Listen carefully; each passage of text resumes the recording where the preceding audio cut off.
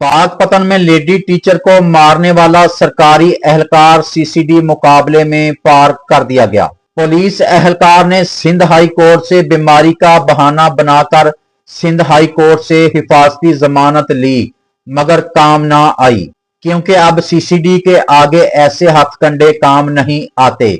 CCD का काम 1-2 दिन में तफ्तीश करती है और अगर मुलजम गुनाहगार हो तो अगले ही दिन इंसाफ कर देती है।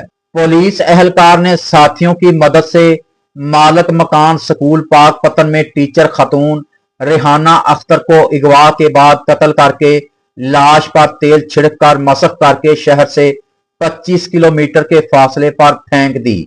मकतूला की बेटी ने मां की लाश की शनाख्त कर ली।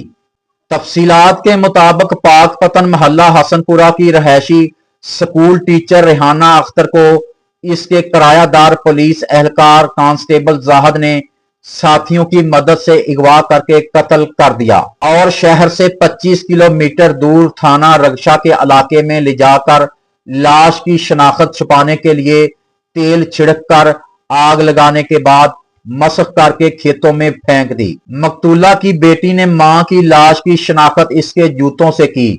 मकतूला के भाई उमर दराज खान की मदयत में पुलिस ने कांस्टेबल जाहिद सकेरा और 2 साथियों के खिलाफ मुकदमा दर्ज कर लिया है। जराये से मालूम हुआ है कि पुलिस एहलकार खतून की जमीन हथियाना चाहता था। डीपीओ पाक पतन जावेद चदर ने वाकया पर सख्त नोटिस लिया है। आज सीसीडी ने मुकाबले में पार कर दिया।